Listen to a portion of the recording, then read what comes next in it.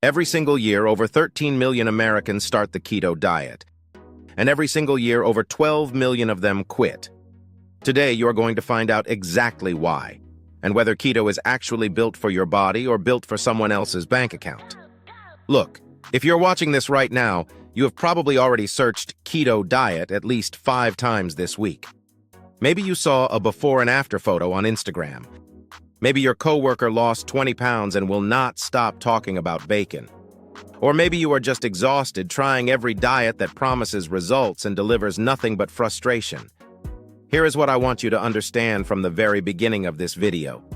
Keto is not a scam, but it is also not the miracle that $13 billion worth of keto products, keto supplements, keto meal plans, and keto cookbooks want you to believe it is.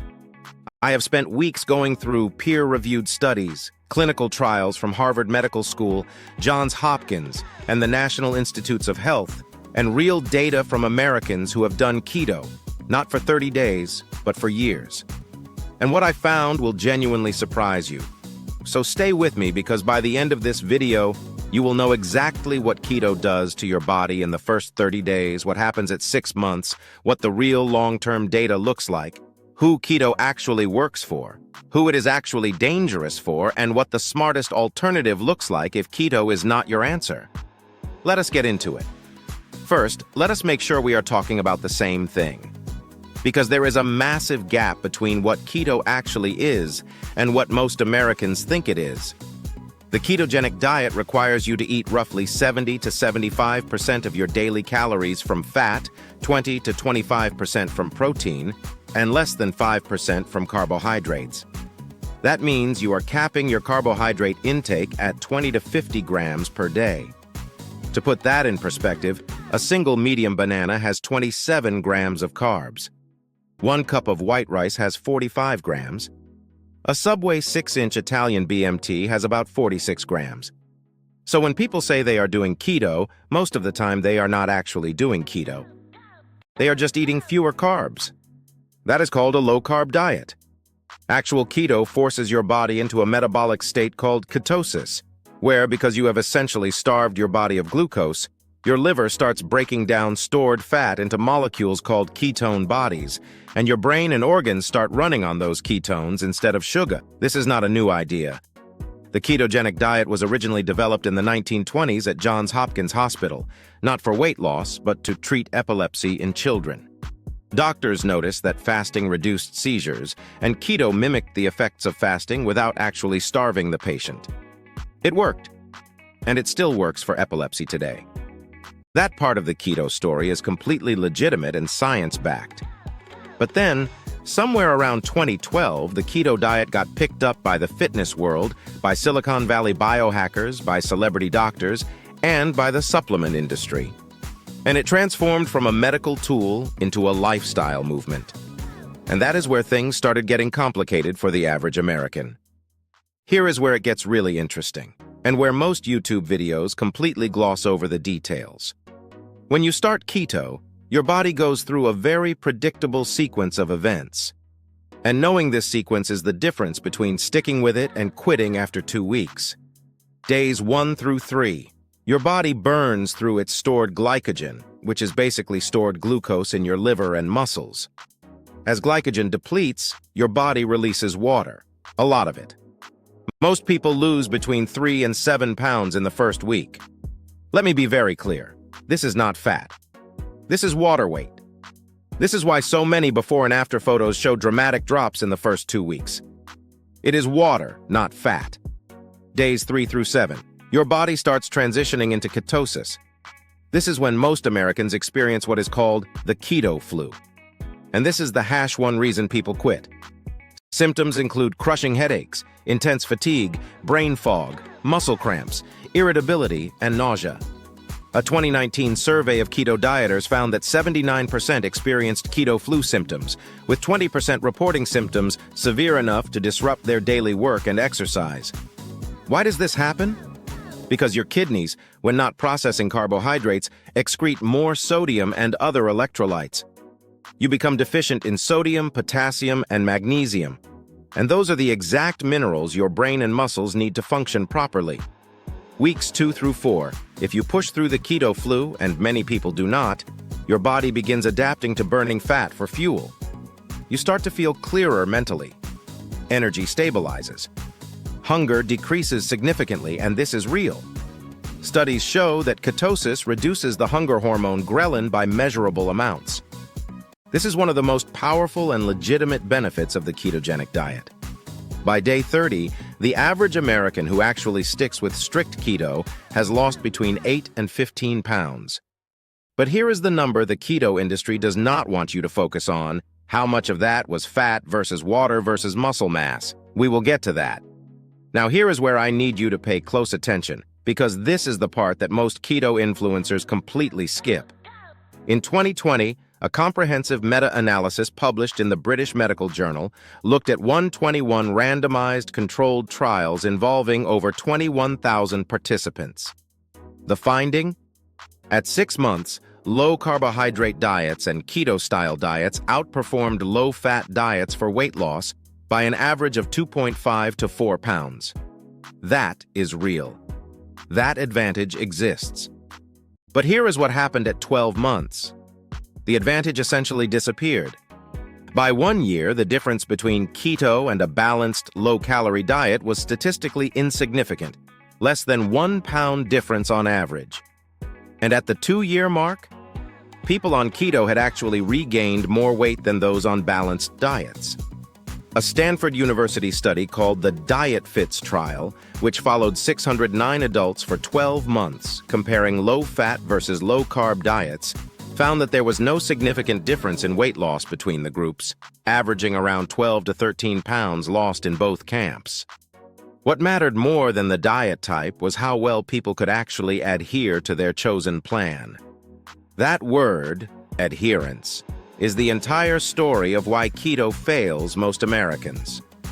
The U.S. Centers for Disease Control, in collaboration with researchers at Duke University, tracked 2,400 Americans who started the keto diet and found that only 7.7% were still following strict keto protocols after 12 months. Not 50%, not 30%, 7.7%. And you know what the #1 reason was for quitting? Social isolation. Americans eat with family, with coworkers, at restaurants, at ballparks, at backyard barbecues, at birthday parties. Keto makes all of those situations extraordinarily difficult to navigate. You cannot eat the birthday cake. You cannot grab a pizza with the team after a long week. You cannot do happy hour nachos. For many Americans, that level of social restriction is simply not sustainable for years. And the science confirms this is not a willpower problem. It is a fundamental lifestyle compatibility issue. Now let us talk about what your doctor may actually be concerned about, because this is the segment most keto content creators completely ignore. #1, LDL cholesterol and cardiovascular risk. Keto is a high-fat diet. For many people, not all but many, eating large quantities of saturated fat from butter, bacon, red meat, cheese, and heavy cream raises LDL cholesterol. A 2021 study published in the American Journal of Clinical Nutrition found that individuals on keto who were classified as lean mass hyperresponders, a specific metabolic type, saw LDL cholesterol increases of 100 to 200 milligrams per deciliter on a ketogenic diet. That is not a minor increase. That is the kind of number that puts cardiologists on high alert. #2, kidney stones. Multiple studies confirm that ketogenic diets increase the risk of kidney stones by creating a more acidic urine environment and increasing calcium oxalate crystallization. Children on keto diets for epilepsy have kidney stone rates of approximately 6%, roughly 10 times higher than the general pediatric population. #3, bone density.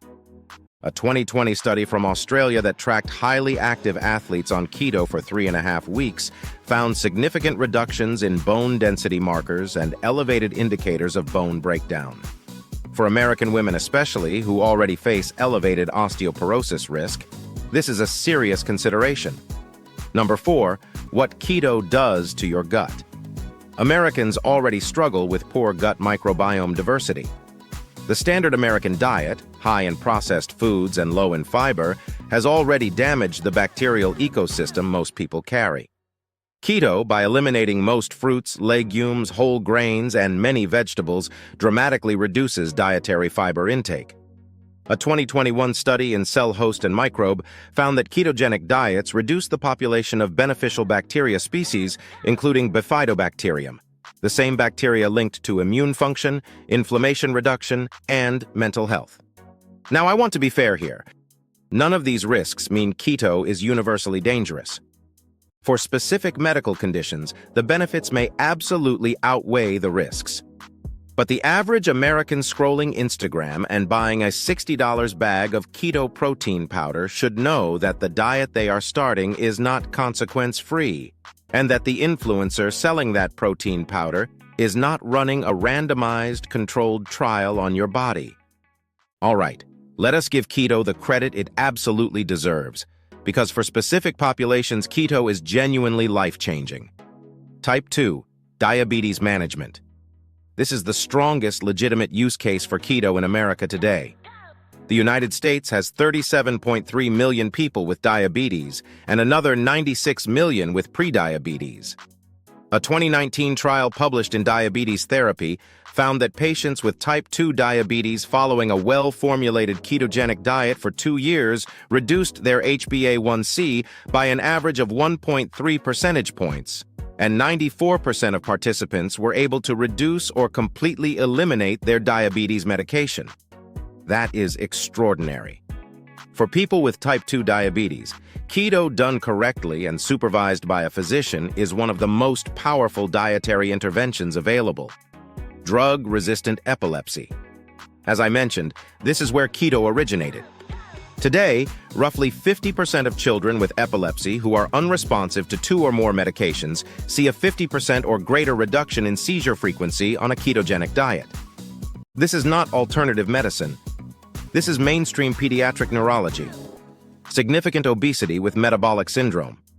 For individuals with a BMI over 35 who also have high blood pressure, high triglycerides, and insulin resistance, the rapid initial weight loss and insulin-sensitizing effects of keto can create enough metabolic improvement to break a cycle of worsening health, provided they have professional medical oversight. Short-term body composition goals with professional structure. Competitive bodybuilders and physique athletes have used variations of keto, specifically targeted ketogenic and cyclical ketogenic protocols, to achieve very low body fat for competition. This is not the same as following a random 30-day keto challenge from a fitness influencer. These are structured, periodized, professionally supervised protocols. The honest truth is that for these specific groups, keto is a legitimate, powerful tool. But the idea that keto is the optimal diet for the average healthy American who just wants to lose 20 pounds and feel better? The science does not support that as a categorical statement. So if keto is not the universal answer, what is? Here is what the most comprehensive dietary research from the last decade consistently points toward. A whole food, moderate carbohydrate, calorie-conscious eating pattern that you can actually maintain for the rest of your life. The Mediterranean diet, which has been consistently ranked the #1 diet by U.S. News and World Report for 7 consecutive years through 2026 has the largest body of long-term evidence for heart health, brain health, longevity, weight maintenance, and disease prevention of any dietary pattern ever studied. But here is the thing, and I want to say this clearly because it applies to keto, Mediterranean, paleo, or any other named diet. No diet works that you cannot sustain. No diet works that you hate. No diet works that disconnects you from your culture, your family meals, your social life, or your basic enjoyment of eating. The most powerful dietary intervention you can make as an American in 2026 is remarkably unsexy. Cut out ultra-processed foods. Eat more vegetables, beans, and whole grains. Choose lean proteins. Eat less added sugar. Move your body at least 150 minutes per week as recommended by the American Heart Association. That combination, sustained over 5 years, outperforms every named diet in every long-term outcome study available. Not because it is the most dramatic, but because real people can actually keep doing it. If your specific health situation makes keto genuinely appropriate, your doctor agrees, your labs support it, and you have a clear medical rationale, then keto can be a powerful tool. Use it with professional guidance. Track your labs. Be honest about your adherence. Plan an exit strategy. But if you are about to start keto because a 22-year-old fitness influencer with a perfect metabolism told you bacon is a health food, take a step back. Read the data. Make the decision based on your actual life, not someone else's highlight reel. Here is the bottom line on keto in America in 2026. Keto is a real, scientifically validated dietary intervention. For epilepsy, type 2 diabetes, and specific metabolic conditions, it is genuinely powerful. For short-term weight loss, it produces real results, especially in the first 3 months. It reduces hunger, improves insulin sensitivity, and can break metabolic stagnation when nothing else has worked. But keto is not a universal solution. The long-term adherence data is sobering. The cardiovascular, kidney, and gut health risks are real and worth discussing with your doctor. And the evidence that keto beats a well-designed, balanced diet over the long term simply does not exist. America does not have a keto problem or a carb problem. America has a processed food problem, a sedentary lifestyle problem, a stress eating problem, and a healthcare system that never taught most of us how to actually eat for long-term health. The answer to those problems is not a 30-day keto challenge. It is building a sustainable, enjoyable, whole food-based eating pattern that fits your life, your culture, and your goals. If this video helped you think more clearly about your choices, hit that like button right now. It genuinely helps more Americans find this kind of honest content. Subscribe if you want weekly videos that give you real science without the supplement pitch. And drop a comment below. I want to know, have you tried keto? What was your experience? Let me know. I will see you in the next one.